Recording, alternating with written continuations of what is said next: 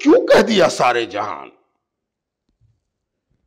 موقع ملتا مفسرین کو ذرا سی آزادی دے دی جائے، ان مفسرین کو جو صبح سے شام تک اپنی تشریح اور توضیح سے سکوتے رہتے ہیں، چھوٹا کرتے رہتے ہیں، لپیٹتے رہتے ہیں، ان کا کام ہے گرہ دینا، ان کا کام ہے بانٹنا، توڑنا۔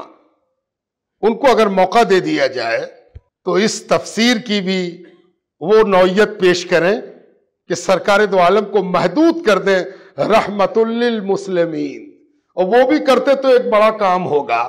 یہ تو کہیں گے کہ رحمت صرف میرے مکتبہ فکر کے لیے ہے، اس سے زیادہ کے لیے کبھی تھے ہی نہیں۔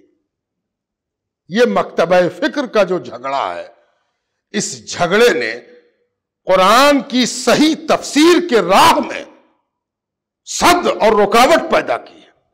انہوں نے وہ نقصان کیا ہے کہ قرآن کی صحیح تفہیم کی راہ میں انہوں نے دیواریں کھڑی کر دی ہیں۔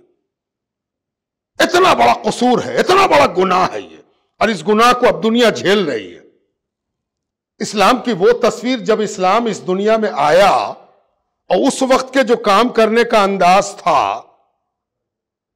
اس انداز کو اگر آپ نگاہوں کے سامنے رکھیں تو آپ کو محسوس ہوگا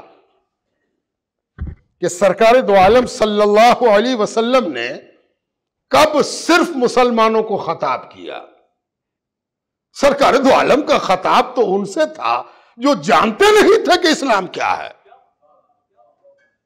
جو اسلام کا انکار کرتے تھے، جو اسلام سے لڑتے تھے، جو اسلام کو مٹانے کی کوشش کرتے تھے، جو سرکار دو عالم کو ستاتے تھے، تنگ کرتے تھے، انہی سے نہ رسول کا خطاب تھا۔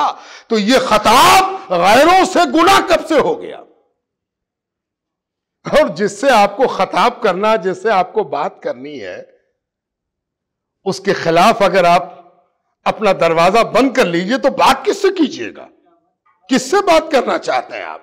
آپ دائی ہیں، کس کے لیے دائی ہیں؟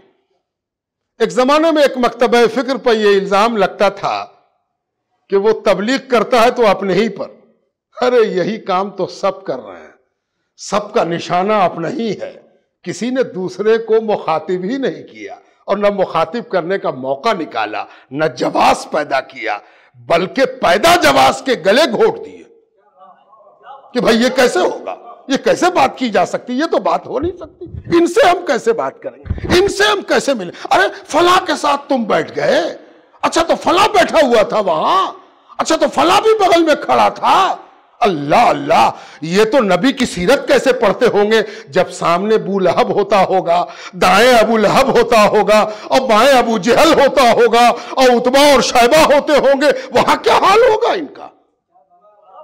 یہ کون سی سیرت پڑھا رہے ہیں؟ یہ کس کے بارے میں باتیں کرنا چاہتے ہیں؟